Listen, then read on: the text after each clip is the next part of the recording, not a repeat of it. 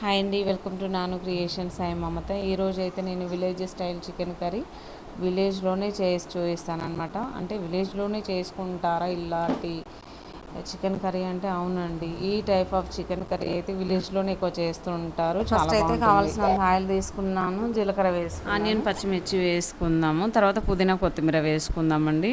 పుదీనా కొత్తిమీర తాలింపులో వేసుకుంటే దాని ఫ్లేవర్ అయినా టేస్ట్ అయినా ఇంకా చాలా బాగుంటుంది. తర్వాత కడిగి పెట్టుకున్న చికెన్ అయితే ఇందులో వేస్తున్నాను. నేను ఎప్పుడు వండే చికెన్ కంటే కొంచెం హెవీ క్వాంటిటీ అనమాట. దగ్గరలో 1.5 kg ఉంటుంది. పీసెస్ కూడా చాలా పెద్దవిగా ఉండడం వలన చికెన్ తక్కువ కనిపిస్తుంది. ఎనీవే, ఇంకా ఎంతైనా సరే నేనైతే ఎలా వండాలి అనుకుంటున్నా అలా వండుతాను. ఓకే ఫ్రెండ్స్, ఇదైతే చూడండి. ఇందులో మంచిగా కలిపేసుకున్నాం కదా, వేయాల్సిన ఇంగ్రీడియంట్స్ అన్నీ వేసేద్దాము. ఫస్ట్ అయితే సాల్ట్ వేసుకుందామండి. ఈ సాల్ట్ అనేది చూడండి, దీనికి ఎంత కావాలో అంతే వేసేసుకుందాము. తర్వాత మనము పులుసులో వేసేసుకుంటే బాగుంటుంది. ముక్కలకు సరిపోయేంత వేస్తున్నాను. ఇక్కడేమో ఇంకా పసుపు వేస్తున్నాను అండి. చూడండి, ఇదైతే బాగా మిక్స్ చేసుకుందాము. ఇలా మిక్స్ చేసుకున్న తర్వాత మూత పెట్టేసుకొని ఇక మంటని అయితే ఇక కట్టెల పొయ్యి కాబట్టి మనము కొంచెం మంటే పెట్టేసుకోవాలి, లేదంటే అడగంటిపోతుందండి చికెను. ఇక సాల్ట్ వేసినాం కాబట్టి వాటర్ అనేది మనకు వస్తూ ఉంటుంది. సరే, ఆ వాటర్తోనే చికెన్ అయితే మగ్గించుకోవాలి. మంట అయితే ఇక సన్నగా పెట్టేసుకోవాలి అండి.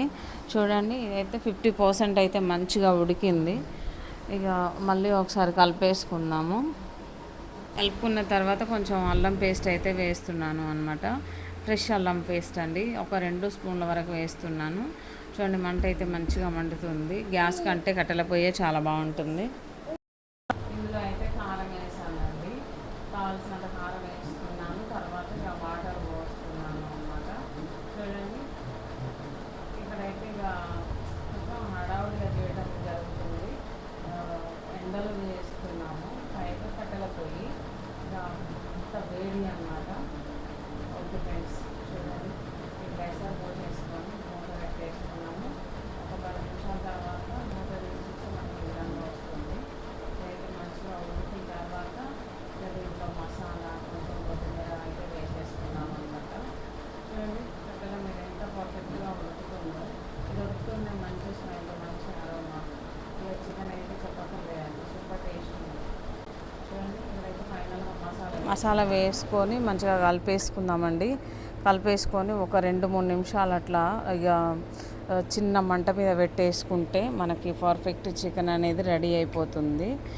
ఓకే ఫ్రెండ్స్, చూసారు కదా అండి, విలేజ్ స్టైల్ చికెన్ కర్రీ ఎంత పర్ఫెక్ట్గా ఉడికిపోయిందో. చాలా చాలా బాగుంటుంది. ఫైనల్గా ఒకసారి చూపిస్తాను. కొంచెం కొత్తిమీర అయితే వేస్తున్నాను అనమాట. చూడండి, ఎంత కలర్ఫుల్గా ఉంది కదా అండి చికెన్ కర్రీ, సూపర్ టేస్ట్ ఉంది. ఓకే ఫ్రెండ్స్, ఈ వీడియో కనుక మీకు నచ్చినట్లయితే లైక్ చేయండి, షేర్ చేయండి, మన ఛానల్ని సబ్స్క్రైబ్ చేసుకోవడం మర్చిపోకండి. Okay friends, bye, thank you.